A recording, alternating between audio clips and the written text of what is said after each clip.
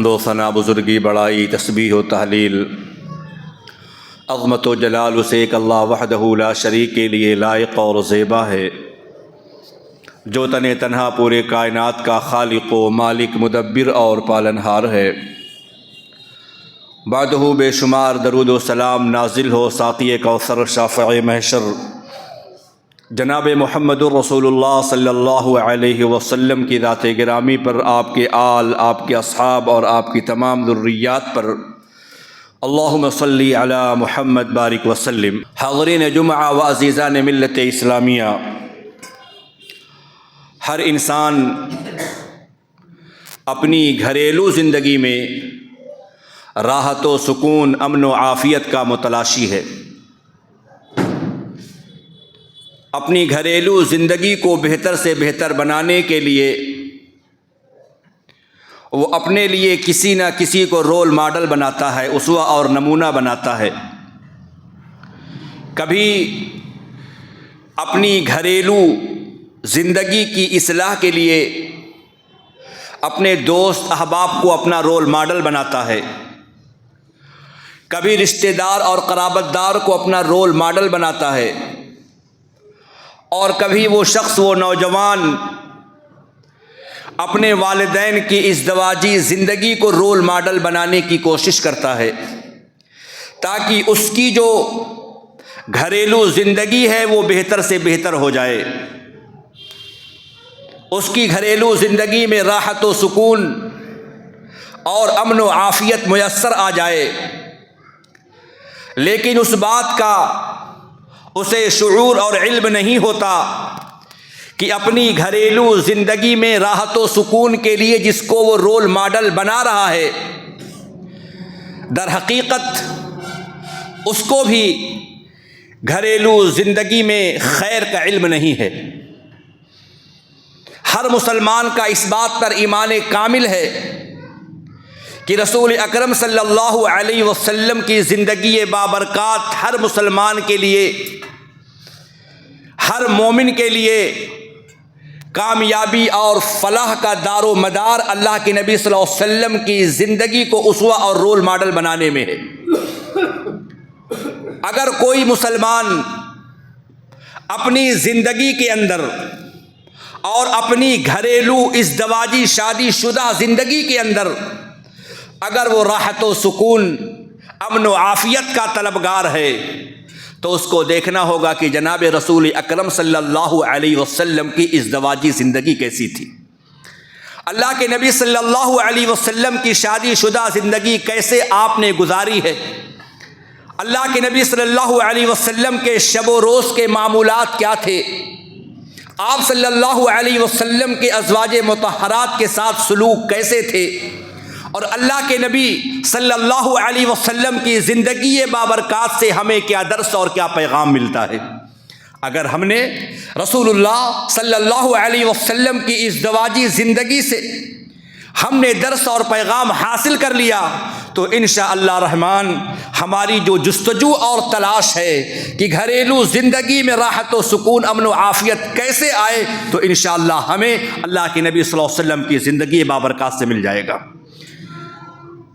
کیونکہ انسان جب گھر سے باہر نکلتا ہے ہر قسم کے مصائب اور مشکلات کا سامنا کرنا پڑتا ہے، کبھی پریشانیاں آتی ہیں، کبھی غم و الم آتے ہیں، گھر سے باہر کبھی تکالیف کا سامنا کرنا پڑتا ہے، ہر چیز اس کے سامنے ہوتی ہے، لیکن ایک انسان جب گھر میں داخل ہوتا ہے اور گھر کے اندر جب اس کو سکون نہیں ملتا ہے، خیر نظر نہیں آتا، امن و عافیت اس کو نصیب نہیں ہوتی ہے، وہ انسان اندر سے ٹوٹ جاتا ہے، بکھر جاتا ہے۔ کیوں؟ کیونکہ اللہ رب العالمین نے فرمایا وَاللَّهُ جَعَلَ لَكُم مِّن بُيُوتِكُمْ سَكَنًا، اے قرآن کے ماننے والوں، اللہ رب العالمین نے تمہارے لیے تمہارے گھروں کو سکون کا ذریعہ بنایا ہے، اور جب وہی سکون، وہ راحت، وہ امن، وہ عافیت ایک مسلمان کو گھر میں نصیب نہیں ہوتا تو اس کا دل ٹوٹ جاتا ہے، وہ بکھر جاتا ہے، اس کی کیفیت یہی ہوتی ہے، دل غم کو کھا رہا ہے، غم دل کو کھا رہا ہے۔ اسی لیے اگر ہم اپنی گھریلو زندگی میں راحت و سکون چاہتے ہیں، امن و عافیت چاہتے ہیں، ازدواجی زندگی ہماری بہتر ہو جائے، تو ہمیں رسول اللہ صلی اللہ علیہ وسلم کی زندگی بابرکات کی جانب نگاہ اٹھا کر کے دیکھنا ہوگا کہ ہمارے پیارے نبی صلی اللہ علیہ وسلم کی شادی شدہ زندگی کیسی تھی، آپ صلی اللہ علیہ وسلم کا ازواج مطہرات کے ساتھ سلوک کیسا تھا، کس طریقے سے آپ شب و روز گزارا کرتے تھے، کس طریقے سے آپ گھر کے اندر اپنی بیویوں کے پاس بیٹھ کر معاملات کو حل کیا کرتے تھے، اسی کے اندر ہمیں انشاءاللہ خیر بھی ملے گا، راحت و سکون بھی نظر آ جائے گا۔ اس موضوع کو انتخاب کرنے کا وجہ اور سبب یہ ہے کہ بہت ساری ہماری خواتین مائیں بہنیں ہماری فیس بک آئی ڈی پر، انسٹا آئی ڈی پر آ کر کے بڑے طنزیہ کلمات انہوں نے کہے کہ مولانا صاحب آپ کے مسلسل جو خطابات جو ریل آ رہی ہے وہ صرف مردوں کے حقوق بتائے جا رہے ہیں اور عورتوں کو بتایا جا رہا ہے کہ وہ نافرمان ہیں، ناشکر گزار ہیں، کیا ہمارے حقوق اسلام میں نہیں ہے؟ تو میں کہنا چاہتا ہوں کہ اسلام ایک واحد ایسا مذہب ہے جس نے ہر ایک کے حقوق بتائے ہیں، اللہ کے حق کو بتایا، رسول اللہ کے حق کو بتایا، یتیموں کے حق کو بتایا، پڑوسیوں کے حقوق کو بتائے ہیں، میاں بیوی کے حقوق کو بتائے ہیں، غلاموں کے حقوق کو بتائے ہیں، قرابت داروں کے، پڑوسیوں کے ہر ایک حقوق کو اسلام نے بتلا دیا ہے۔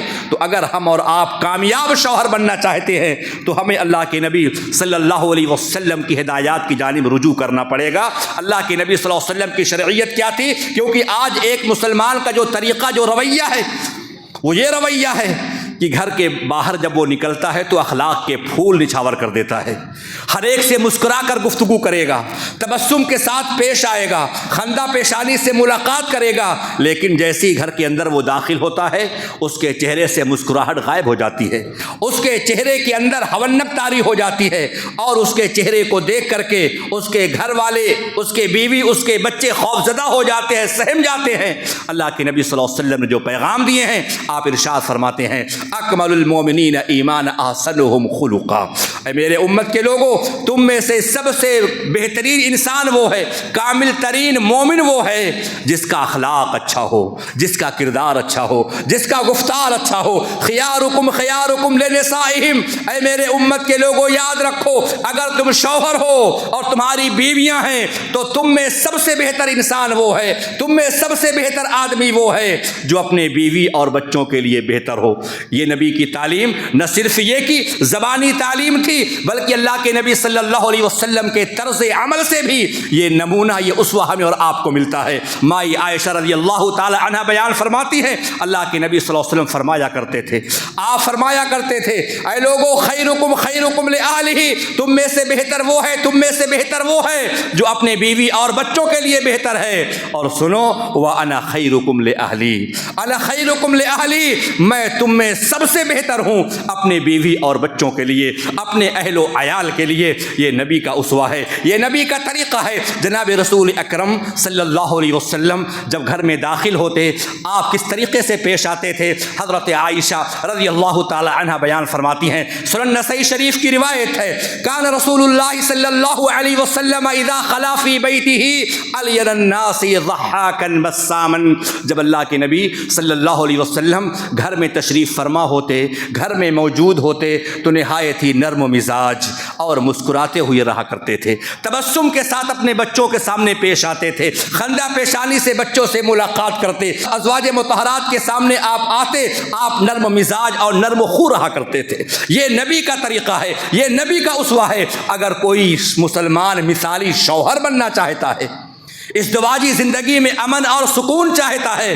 تو چاہیے کہ سب سے پہلے وہ اللہ کے نبی صلی اللہ علیہ وسلم کے سیرت کو پڑھے، اور سیرت کو اس طریقے سے پڑھے کہ اللہ کے نبی صلی اللہ علیہ وسلم بحیثیت ایک شوہر کے آپ کا کیا کردار تھا، بحیثیت ایک شوہر کے نبی کا کیا عمل تھا۔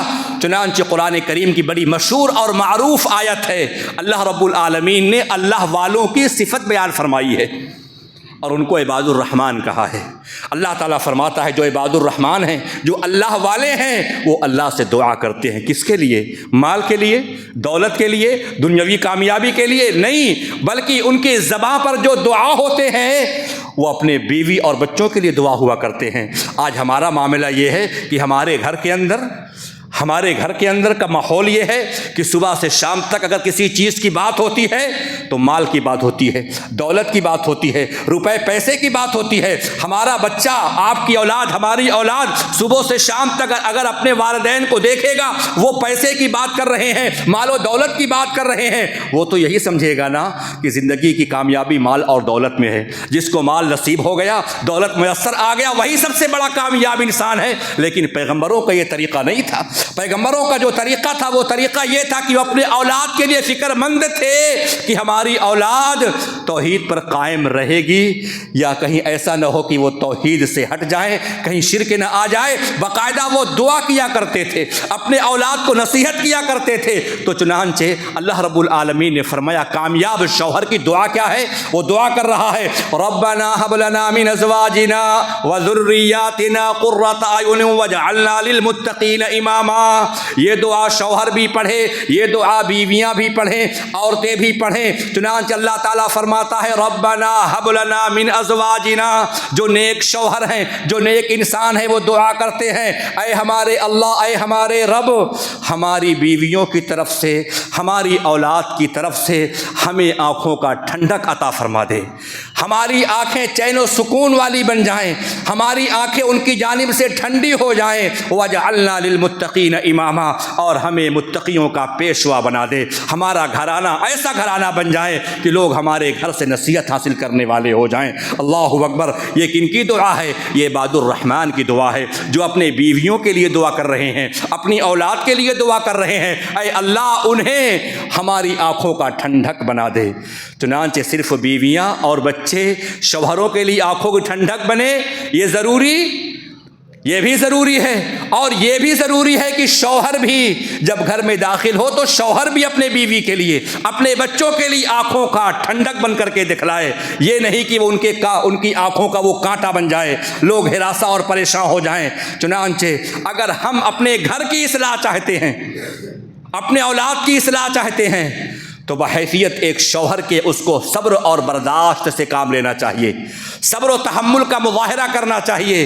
اگر وہ پرسکون زندگی کا متلاشی ہے, کیونکہ خوشگوار زندگی کا جو معمار ہے, جو بنانے والا ہے, وہ شوہر ہوتا ہے, وہ مرد ہوتا ہے. اس لیے اس کو صبر و تحمل کا مظاہرہ کرنا چاہیے, برداشت سے کام لینا چاہیے. یاد رکھو میرے بھائیوں, رشتے کی خوبصورتی برداشت کرنے میں ہے, صبر و تحمل کا مظاہرہ کرنے میں ہے. اور شریعت اسلامیہ نے اسی لیے خواتین کو بڑی رعایت دے رکھی ہے. حدیث کے اندر آتا ہے کہ اگر خواتین حالت حیض میں ہیں اور ان کا شوہر ان کو طلاق دیتا ہے تو وہ طلاق واقع نہیں ہوتی. کیوں؟ خصوصی رعایت ہے. حالت حیض میں خواتین الجھن کا شکار ہوتی ہیں, ان کے اندر بے چینی رہتی ہے, عجیب سی کیفیت طاری ہوتی ہے. ممکن ہے کہ وہ الجھن میں رہی ہو, بے چینی اور اضطراب کا شکار رہی ہو, اور وہ اپنے شوہر کو کچھ سوالوں کا جواب غلط دے دیا ہو. اسی لیے ان کی رعایت کرتے ہوئے اسلام نے کہا کہ نہیں, وہ طلاق مانی نہیں جائے گی جو حالت حیض میں دی جاتی ہے. یہ روایت موجود ہے. تو شوہر کو صبر و تحمل اور برداشت سے کام لینا, چھوٹی سی بات کو لے کر کے بڑی بات نہیں بنانا چاہیے کہ آپے سے باہر ہو گیا, بچوں کو گالی دے رہا ہے, بیوی کو برا بھلا کہہ رہا ہے, پورے گھر کے ماحول کو بگاڑ کر کے ایک دم سے ظالمانہ رویہ اختیار کر لیا. نہیں, بلکہ اللہ رب العالمین قرآن میں فرماتا ہے یا ایھا الذین آمنوا ان من ازواجکم واولادکم عدوا لکم فاحذروہم. تمہاری بعض بیویاں, تمہارے بعض اولاد تمہارے لیے دشمن ہے. کیوں؟ کیونکہ ایک مسلمان ہو سکتا ہے بیوی کی محبت میں حرام کام میں لگ جائے. ممکن ہے کہ ایک باپ اپنے اولاد کے مستقبل کو سنوارنے کے لیے حرام کمائی کرنے لگے. تمہارے دشمن ہیں, لہذا فاحذروہم, ان سے ذرا ہوشیار رہنا. وَإِن تَعْفُوا وَتَصْفَحُوا, لیکن یاد رکھو اگر تم ان کو معاف کر دو, درگزر کر دو. وَإِن تَعْفُوا وَتَصْفَحُوا وَتَغْفِرُوا, معاف کر دو, درگزر کر دو, بخش دو. فَإِنَّ اللَّهَ غَفُورٌ رَحِيمٌ, اللہ رب العالمین تو بھی بہت سارے گناہوں کو معاف کرتا ہے. یہ آیت کریمہ کس کے بارے میں نازل ہوئی؟ ہجرت کے موقع پر جب ہجرت کا اعلان ہوا, ہجرت کا حکم ہوا, صحابہ کرام مکۃ المکرمہ سے مدینہ کی راہ پر آ گئے, مدینۃ المنورہ کی جانب گامزن ہو گئے اور مدینہ میں آ کر کے ٹھہرنے لگے, اپنی قیام گاہ بنانے لگے. لیکن بعض مسلمان مکے ہی میں رہ گئے, ان کو ان کی بیویوں نے روک لیا, تم کو کہیں نہیں جانا ہے, یہاں ہماری کمائی ہے, آمدنی کا ذریعہ ہے, ہمارے کھیت کھلیان, ہمارے باغات ہیں, مدینہ تم کو نہیں جانا ہے. ایام گزر گئے، مہینے گزر گئے، عرصہ دراز کے بعد جب یہ مسلمان مکہ کو چھوڑ کر کے جب مدینہ پہنچے تو کیا دیکھتے ہیں کہ مدینہ میں جو لوگ ہجرت کر کے پہلے آئے ہوئے ہیں وہ علم دین میں کافی آگے بڑھ چکے ہیں، ان کے پاس قرآن کا علم آ چکا ہے، حدیث کا علم آ چکا ہے، شریعت کا علم آ چکا ہے، وہ فقیہ بن چکے ہیں، وہ مجتہد بن چکے ہیں، ان کے اندر شعور آ چکا ہے۔ اب ان کو بڑا افسوس ہونے لگا اپنے اوپر، اور اپنے بیویوں پر غصہ آنے لگا کہ کم بختوں نے ہم کو خیر سے روک دیا، اگر ہم بھی پہلے پہل آ گئے ہوتے تو آج ہم بھی عالم دین ہوتے، آج ہم بھی حافظ قرآن ہوتے، آج ہمیں بھی علم دین حاصل ہو جاتا، ہمیں تفقہ فی الدین مل جاتا۔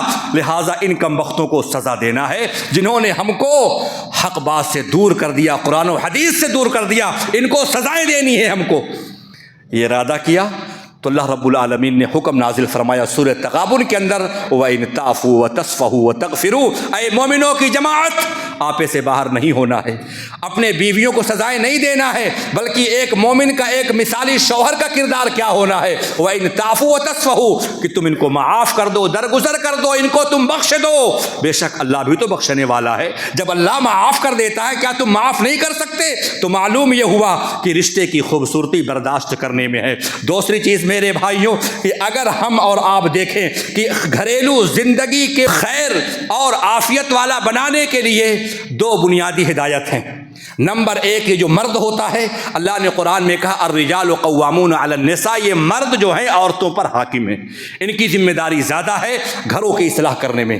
دوسری چیز وعاشرہن بالمعروف، یہ مرد حاکم ہیں، نگراں ہیں، ذمہ دار ہیں، اور دوسری چیز یہ ہے کہ یہ جو شوہر ہے، جو مرد ہوتا ہے، ان کے اوپر ذمہ داریاں عائد ہوتی ہے وعاشرہن بالمعروف، کہ عورتوں کے ساتھ حسن معاشرت اختیار کریں، یعنی خیر کے ساتھ ان کے ساتھ وہ رہیں۔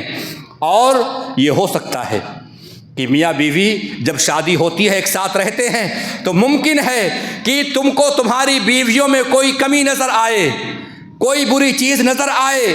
اللہ تعالیٰ قرآن میں کہتا ہے فَعَسَىٰ أَن تَكْرَهُوا شَيْئًا وَيَجْعَلَ اللَّهُ فِيهِ خَيْرًا كَثِيرًا، اگر ممکن ہے کہ تم کو تمہاری بیوی کے اندر کوئی کمی، کوئی نقص نظر آئے تو ذرا غور کرنا، اچھے سے دیکھنا، اس کے اندر خیر بھی ہوگا۔ ممکن ہے صورت اس کی اچھی نہ ہو، شکل تم کو پسند نہ آتی ہو، لیکن یہ ہو سکتا ہے کہ امور خانہ داری کی ماہر ہو، گھر کو چلانے میں، نظام کو بہتر بنانے میں، بچوں کی تربیت کے کرنے میں، اور قرابت داروں کے جوڑنے میں، اس اعتبار سے تمہارے حق میں وہ بہتر ہو، تمہارے والدین کے حق میں وہ بہتر ہو، تمہارے بچوں کے حق میں وہ بہتر ہو۔ غور کرنا، یقیناً کوئی بھی انسان عیوب اور نقائص سے پاک نہیں ہے، ہر ایک میں کمی ہے، نقص ہے، لیکن غور کرنا، اللہ کہتا ہے اس میں اچھائیاں تم کو ضرور ملیں گی، لیکن وہ نگاہ چاہیے، وہ فہم چاہیے، وہ فراست چاہیے۔ کیوں؟ اللہ نے تو فرما دیا وَيَجْعَلَ اللَّهُ فِيهِ خَيْرًا كَثِيرًا أَن تَكْرَهُوا شَيْئًا، تو ہو سکتا ہے کسی چیز کو ناپسند کرو، وَجَعَلَ اللَّهُ فِيهِ خَيْرًا كَثِيرًا، اللہ رب العالمین اس میں خیر کو رکھ دے، بہتری چیز کو رکھ دے۔ اسی لیے آپ دیکھیں اللہ کے نبی صلی اللہ علیہ وسلم نے مردوں کو خطاب کیا، شوہروں کو خطاب کیا، اور آپ نے فرمایا لا یفرق مومن مومنۃ، اے شوہروں کی جماعت، کوئی ایمان والا مرد ایمان والی بیوی سے بغض نہ رکھے، دشمنی نہ رکھے، اس سے حسد نہ کرے، اس سے کینہ نہ رکھے۔ ان کرہ منہا خلقا رضی منہا آخر، ہو سکتا ہے کہ اس کو ایک عادت اس کی بری لگتی ہو اور دوسری عادت اس کو پسند آ جائے، کیونکہ ہر کسی کو مکمل جہاں نہیں ملتا ہے، کوئی کمی ہوتی ہے، کوئی نقص ہوتا ہے، تو جو نقص ہے اس کو درگزر کر دینا اور خیر کو سوچ کر کے زندگی اس کے ساتھ بسر کر لینا۔ اسی لیے اللہ کے نبی صلی اللہ علیہ وسلم نے اپنے صحابہ کو ہر مقام پر، یہاں تک کہ حجۃ الوداع کے موقع پر جو آپ کا آخری خطبہ تھا، آخری پیغام تھا، عرفات کے میدان میں بھی آپ صلی اللہ علیہ وسلم نے صحابہ کرام کو نصیحت کی تھی، وصیت فرمائی تھی، اور آپ نے فرمایا تھا استوصوا بالنساء خیرا، اے لوگو عورتوں کے بارے میں میری خیر کی وصیت کو قبول فرما لو، ان کے ساتھ اچھا سلوک کرنا، اچھا برتاؤ کرنا، اچھائی کے ساتھ پیش آنا، ان پر ظلم نہ کرنا، ان کو ہراساں نہ کرنا، ان کو پریشان مت کرنا، یہ خیر کی وصیت ہے، میں تم کو کر کے جا رہا ہوں۔ فاتقوا اللہ فی النساء، اے شوہروں کی جماعت، تم کو اللہ رب العالمین سے بیویوں کے بارے میں ڈرتے رہنا ہے۔ کیوں؟ یہ ایسے وہ تمہارے پاس نہیں چلی آئی ہیں جس کو چاہو تم نے جا کر کے حاصل کر لیا، لے لیا، وہ آپ کے ساتھ رہ رہی نہیں۔ فَإِنَّكُمْ أَخَذْتُمُوهُنَّ بِأَمَانَةِ اللَّهِ، تم نے ان عورتوں کو، ان بیویوں کو اللہ رب العالمین کے عہد کے ساتھ لیے ہو، عہد کے ساتھ تم نے، وعدے کے ساتھ تم نے لیا ہوا ہے۔ وَاسْتَحْلَلْتُمْ فُرُوجَهُنَّ بِكَلِمَةِ اللَّهِ، اور یہ آج جو تمہارے لیے حلال ہیں اللہ رب العالمین کی کلمے کی برکت ہے۔ ورنہ ایک باپ اپنی بچی کو تعلیم دلاتا ہے، تربیت کرتا ہے، پالتا ہے، پوستا ہے، 20-22 سال تک اپنے پاس رکھتا ہے، لیکن پھر وہ اپنے داماد کے حوالے کر دیتا ہے۔ کس کی برکت ہے یہ؟ وَاسْتَحْلَلْتُمْ فُرُوجَهُنَّ بِكَلِمَةِ اللَّهِ، یہ اللہ کے کلمے کی برکت ہے کہ نکاح جب ہو جاتا ہے، اللہ کا کلام پڑھا جاتا ہے، قرآن کی آیتیں پڑھی جاتی ہے، یہ اس کلمے کی برکت ہے کہ ایک باپ اپنے بیٹی کو اپنے ہونے والے داماد کے ساتھ، اپنے داماد کے ساتھ وہ روانہ کر دیتا ہے۔ اے میری بیٹی، ہے میری دختر، جا تیرے ساتھ، یہ تیرا ہم سفر ہے، یہ تیرا رفیق سفر ہے۔ تو لہذا عورتوں کے بارے میں خیر کی وصیت کو قبول فرما لو۔ کیا خیر ہے، کیا بھلائی ہے، ان کے ساتھ کیسے زندگی کو گزارنا ہے۔ ایک صحابی اللہ کے نبی صلی اللہ علیہ وسلم کے پاس ہے اور سوال کرتے، یا رسول اللہ، اللہ اکبر، آج تک کسی مسلمان نے، کسی بھی مرد نے یہ مسئلہ کسی مولوی سے نہیں پوچھا کہ مولوی صاحب آپ یہ بتائیے کہ ہمارے اوپر ہمارے بیوی کا کیا حق ہے، لیکن یہ مسئلہ ضرور پوچھتے ہیں، مولانا صاحب بیوی بڑی نافرمان ہے، میرا کہنا نہیں مانتی ہے، ناشزہ ہے۔ اور بہت سارے لوگوں نے، اس میں عالم بھی غیر عالم بھی ہے، باقاعدہ موضوع لے کر کے آتے ہیں کہ اس موضوع پر آپ تقریر کر دیجئے۔ میرے بھائیوں، ان چیزوں پر جانے سے پہلے ایک صحابی اللہ کے نبی کے پاس آتے، کیا کہ یا رسول اللہ، ما حق زوجت احدنا علیہ، ہماری بیویوں کا ہمارے اوپر کیا حق ہے، مسئلہ بتائیے۔ اللہ کے نبی صلی اللہ علیہ وسلم نے فرمایا، ان تطعمها اذا طعمت وتكسوها اذا اكتسيت، جب جو تم کھاؤ وہ کھلاؤ۔ ایسا نہیں ہونا چاہیے کہ جو شوہر جی ہیں، جو میاں جی ہیں، وہ چکن چلی، چکن ٹکا اڑا رہے ہیں، چکن ٹکا اڑا رہے ہیں، روسٹڈ اور بریانی توڑ رہے ہیں، اور گھر پر ان کی مسکین بیوی دال روٹی چٹنی روٹی کھا رہی ہے۔ شریعت نے کہا کہ نہیں، ان تطعمها اذا طعمت وتكسوها اذا اكتسيت، جیسا لباس تم پہنتے ہو ویسا لباس اس کو پہناؤ۔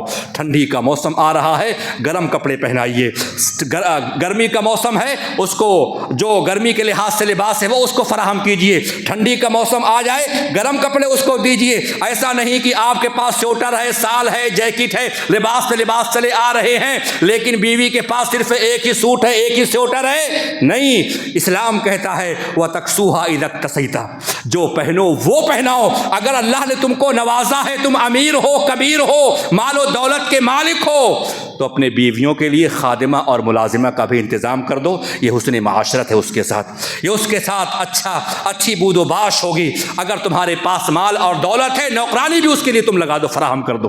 اور یاد رکھو وَلَا تَضْرِبِ الْوَجْهَ، عورتوں کو مارنا نہیں ہے، ان کو برا بھلا نہیں کہنا کہ تو ایسی ہے، ولا تقبح، اس کو برا بھلا مت کہو کہ تو ایسی ہے، تیرا بھائی ایسا ہے، تیرا خاندان ایسا ہے، ولا تقبح، اس کو برا بھلا مت کہو۔ ولا تہجر الا فی البیت، اگر اختلاف ہو جائے، لڑائی ہو جائے، تو اس اختلاف کو، اس جھگڑے کو گومتی پر بیٹھ کر کے مت حل کرنا۔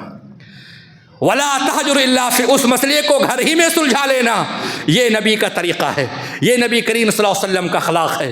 چنانچہ اللہ کے نبی صلی اللہ علیہ وسلم نے مارنے والے شوہروں کو پسند نہیں کیا۔ اللہ کے نبی فرماتے لا تضربوا اماء اللہ، اے شوہروں کی جماعت، اللہ کی باندیوں کو مارنا نہیں۔ اللہ اکبر، صحابہ کرام رک گئے، صحابہ کرام نے ہاتھ نہیں لگایا، اپنی بیویوں کو نہیں مارتے تھے، ان کو برا بھلا نہیں کہتے تھے۔ حضرت عمر فاروق رضی اللہ تعالی عنہ نے دیکھا کہ مدینے کی عورتیں بڑی جری اور بہادر ہو گئی، بڑی ڈھیٹ ہو گئی اپنے شوہروں پر۔ اللہ کے نبی کے پاس آئے، یا رسول اللہ ذعرن النساء ازواجہن، عورتیں اپنے مردوں پر جری اور ڈھیٹ ہو چکی ہیں، کہنا نہیں مانتی۔ ایک چیز کا حکم دو نافرمانی کر دیتی ہیں، ٹال مٹول کرنے لگتی ہیں۔ اللہ اکبر۔ فرخصا، اللہ کے نبی صلی اللہ علیہ وسلم نے رخصت دے دی، ٹھیک ہے ادب سکھانے کے لیے ان کو ہلکی مار آپ لگا سکتے ہیں۔ تھوڑا ہلکی مار مارنے کی اجازت اللہ کے نبی نے جب دی تو مدینہ کے مردوں نے اس قدر کوٹا خواتین کو کہ اللہ کے نبی صلی اللہ علیہ وسلم کے گھر پر آ کر کے دھرنے پر بیٹھ گئیں، مظاہرہ کرنے لگیں۔ صبح عورتیں، شام میں عورتیں، دوپہر لائن لگ گئی عورتوں کی نقاب پہن کر کے، نکلنا مشکل ہو گیا۔ کیا ہوا؟ اللہ نساء کثیر یشکون ازواجہن، عورتوں کی جماعت اللہ کے نبی صلی اللہ علیہ وسلم کے دروازے پر سب بیٹھ گئی۔ کیا معاملہ ہے؟ سب اپنے شوہروں کی شکایت کر رہے تھے، تھوڑی سی بات ہوتی ہے کوٹ دیتے ہیں، پٹائی کرتے ہیں، ضرب لگاتے ہیں۔ اللہ کے نبی صلی اللہ علیہ وسلم نے جب اس حال کو دیکھا تو آپ نے فرمایا لیس اولئک بخیارکم، جو شوہر اپنے بیوی کو مارے جان لو کہ وہ اچھا شوہر نہیں ہے، وہ اچھا آدمی نہیں ہے۔ مسلمان ہو سکتا ہے، مومن ہو سکتا ہے، لیکن اس کے اندر خیر نہیں۔ اور اللہ کے نبی صلی اللہ علیہ وسلم نے مارنے والے شوہر، مارنے والے مردوں کے رشتوں کو ٹھکرا دیا ہے۔ فاطمہ بنت قیس رضی اللہ تعالی عنہ اللہ کے نبی کے پاس مشورہ لینے آئیں، یا رسول اللہ مجھ کو طلاق ہو گئی تھی، میری عدت مکمل ہو چکی ہے، میرے پاس 3 لوگوں نے پیغام نکاح بھیجا ہے، حضرت امیر معاویہ نے اور حضرت ابو جہم نے اور حضرت اسامہ بن زید نے۔ امیر معاویہ کون ہے؟ سردار مکہ، اونچا خاندان، اعلیٰ حسب نسب۔ ابو جہم یہ بھی اچھے مسلمان۔ اسامہ بن زید یہ کون؟ یہ آزاد کردہ غلام کے بیٹے تھے۔ اللہ کے نبی صلی اللہ علیہ وسلم کے سامنے مشورہ آیا تو اللہ کے نبی صلی اللہ علیہ وسلم نے فرمایا کیا مسئلہ ہے؟ کہا کہ 3 لوگوں نے پیغام نکاح دیا ہے۔ تو اللہ کے نبی نے فرمایا امیر معاویہ وہ تو کنجوس آدمی ہے، ان سے رشتہ مت کرو۔ شوہر اگر بخیل ہے، کنجوس ہے، اس سے نکاح نہیں کرنا۔ ابو جہم فلا یضع عصاہ فضراب للنساء، ابو جہم تو بہت مارتا ہے، اس کی بیوی ایک ہے، مجھے خبر ہے، بہت مارتا ہے اپنی بیوی کو، بہت کوٹتا ہے، اس سے نکاح نہیں کرنا۔ تم اسامہ بن زید سے نکاح کر لو۔ یہ کون تھے؟ یہ آزاد کردہ غلام کے بیٹے تھے، نہ خاندان تھا نہ اچھے گھرانے میں رشتہ داری تھی، لیکن نبی کریم صلی اللہ علیہ وسلم نے ان کے اخلاق، ان کے کردار کو دیکھتے ہوئے ان کو مشورہ دے دیا تو فلاں سے نکاح کر لو۔ تو معلوم یہ ہوا کہ مارنے والے مردوں کو اسلام نے پسند نہیں کیا ہے۔ دوسری چیز میرے بھائیوں، اسی طریقے سے اگر میاں اور بیوی کے درمیان جو اخراجات ہیں، جو خرچ ہیں، ان کو خرچ کرنا شوہر کی ذمہ داری ہے، وہ اس کے اخراجات کو اٹھائے، اس کے خرچ کو وہ برداشت کرے۔ کہ جب شوہر گھر سے کمائی کے لیے نکلنے لگتے تھے تو ان کی بیویاں ان کے ہاتھوں کو پکڑ کر کے کہتی تھی تم گھر سے باہر کمائی کے لیے جا رہے ہو، سنو جو بھی کما کر کے لانا وہ حلال ہونا چاہیے، حرام کمائی ہم کو نہیں چاہیے۔ یہ نصیحت ہے۔ ہمارے اوپر احسان کرنا، ہمارے بچوں پر احسان کرنا۔ کمانے جا رہے ہو، اللہ تعالیٰ برکت دے رزق میں، عمر میں، لیکن جو کما کر کے لانا تھوڑا ہی صحیح، لیکن وہ حلال ہونا چاہیے۔ حرام کمائی سے ہم کو بچانا اور ہمارے اولاد، ہمارے بچوں کو تم بچا لینا۔ اللہ اکبر۔ تو ایک شوہر جب کما کر کے لاتا ہے روزی اور خوراک کو، اللہ کے نبی فرماتے ہیں جو شوہر اپنی بیوی اور بچوں پر خرچ کرتا ہے تو وہ خرچ اس کے لیے صدقہ ہے، اللہ اس پر اجر اور ثواب دیتا ہے۔ اور یہ نہیں کہ آپ اپنی ذمہ داری سے پہلو تہی اختیار کر لیں، آپ اخراجات کو نہ اٹھائیں۔ عبداللہ ابن عمر کے پاس ایک مسلمان آیا، کہا عبداللہ ابن عمر میری تمنا ہے، میری خواہش ہے کہ میں 1 مہینہ کے لیے مدینہ کو چھوڑ کر کے ملک و شام، فلسطین، بیت المقدس جانا چاہتا ہوں۔ کیا کرنے؟ کہا وہیں پر بیت المقدس میں بیٹھ کر کے اللہ اللہ کریں گے، اللہ کو یاد کریں گے، ذکر اللہ میں ہم مشغول رہیں گے۔ عبداللہ ابن عمر رضی اللہ تعالی عنہ نے پوچھا ٹھیک ہے تم زیارت کے لیے جا رہے ہو بیت المقدس، اچھی چیز ہے، لیکن یہ بتاؤ اپنی بیوی اور بچوں کے لیے کھانے کا انتظام کیے ہو، ان کے لیے خوراک کا بندوبست کیے ہو؟ کہا کہ نہیں ایسا تو نہیں ہے، توکلت علی اللہ، میرا بھروسہ بڑا مضبوط ہے۔ جیسے آج کے لوگ، بہت سارے لوگوں کو آپ دیکھیں گے تبلیغ میں چلو، دعوت میں چلو، بیچارہ کہتے ہیں بھائی میرے بیوی ہیں، میرے بچے ہیں، میرے جانور ہیں، ان کو میں دیکھتا ہوں، ان کی دیکھ بھال کرتا ہوں، میرے ضعیف والدین ہیں، نیت کر لو اللہ برکت دے گا۔ تو عبداللہ ابن عمر رضی اللہ تعالی عنہ نے پوچھا کیا گھر میں 1 مہینے کی خوراک کا انتظام کیے ہو؟ کہا کہ نہیں، میرا بھروسہ بڑا مضبوط ہے۔ ہرگز مت جاؤ، جانے کی تم کو ضرورت نہیں۔ سمیت رسول اللہ صلی اللہ علیہ وسلم ان یقول کفا بالمرء اثما ان یضیع من یقوت، انسان کے گنہگار ہونے کے لیے یہی کافی ہے کہ وہ اس کی روزی کو ضائع کر دے جس کی ذمہ داری اس کے اوپر ڈالی گئی ہے۔ بیوی کو کھلانا ہے، بچوں کو کھلانا ہے، ان کو تعلیم دلانا ہے، ان کے خرچ کو اٹھانا ہے، اور تمام تر ذمہ داری کو چھوڑ کر کے تم بیت المقدس جا رہے ہو، اپنے سفر کو ملتوی کرو، جاؤ اپنے بیوی اور بچوں کو کھلاؤ پلاؤ، اللہ تعالیٰ اسی میں تم کو صدقے کا ثواب دے گا۔ اللہ اکبر۔ تو یہ چیز ہونی چاہیے، ایک کامیاب ایک مثالی شوہر یہی ہے جو اپنے بیوی اور بچوں کے اخراجات کو اٹھاتا ہے۔ اور کبھی کبھی جھگڑے ہو جاتا ہے جھگڑا، ہر گھر کا معاملہ ہے، تو اس کو چاہیے کہ وہ ثالثی متعین کر لے۔ آخری بات ہے، بات ختم کر رہا ہوں۔ اللہ کے نبی صلی اللہ علیہ وسلم کا بھی اختلاف حضرت عائشہ سے ہو گیا تھا۔ اللہ اکبر، ہوتا تھا۔ اللہ کے نبی صلی اللہ علیہ وسلم فرماتے عائشہ جب تم مجھ سے خوش ہوتی ہو تو میں جان لیتا ہوں، اور جب تم مجھ سے ناراض ہوتی ہو تب بھی میں جان لیتا ہوں۔ کہتی ہیں یا رسول اللہ کیسے آپ جان لیتے ہیں؟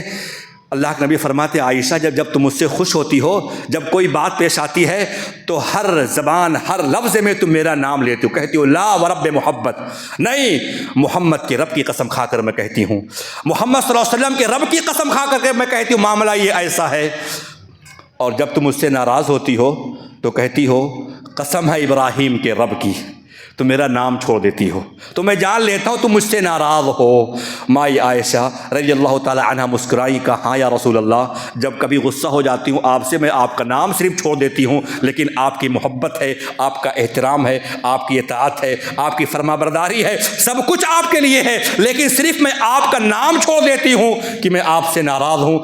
مائی عائشہ ناراض ہیں، نبی کو علم ہے، نبی جانتے ہیں کہ مجھ سے ناراض ہے، لیکن آپ ان پہ غصے کا اظہار نہیں کر رہے ہیں کہ جا دو روٹی اور کھا تو پڑے رہا، نہیں، بلکہ آپ ان کو بتا دیں۔ اور ایک مرتبہ جب جھگڑا ہوا، اختلاف ہوا مائی عائشہ میں، تو اللہ کے نبی صلی اللہ علیہ وسلم نے کہا عائشہ کسی تیسرے فریق کو بلا لو، میرا تمہارا معاملہ حل ہو جائے۔ کہا کس کو بلاؤں؟ کس کو بلائیں گے آپ؟ کہا کہ ابو عبیدہ بن جراح کو بلا لو، امین ہذہ الامہ، اس امت کا وہ امین ہے۔ کہا کہ وہ تو بہت نرم و خو نرم مزاج ہے، ان کا دل بہت ہی ملائم ہے، اگر آپ ان کو بلا لیں گے تو فیصلہ میرے خلاف چلا جائے گا، ان کو نہ بلائیے۔ اللہ کے نبی نے کہا عمر فاروق کو ہم بلا لیں؟ کہا کہ نہیں، وہ تو بڑے غصہ ور ہیں، ان کے سامنے ہم کلام نہیں کر پائیں، گفتگو ہی نہیں کر پائیں گے۔ اللہ کے نبی نے کہا عائشہ پھر تمہارے والد محترم ابو بکر صدیق کو ہم بلا لیں؟ کہا کہ ہاں بلا لیجئے۔ اللہ اکبر۔ صدیق اکبر رضی اللہ تعالی عنہ تشریف لے آئے، مائی عائشہ بیٹھی اور اللہ کے نبی صلی اللہ علیہ وسلم بیٹھ گئے، اور اللہ کے نبی صلی اللہ علیہ وسلم نے جیسے ہی گفتگو کا آغاز کیا اپنے معاملات کو سامنے پیش کرنے کے لیے، حضرت عائشہ کہتے ہیں یا رسول اللہ جو کچھ کہیے گا سب کچھ صحیح صحیح کہیے گا۔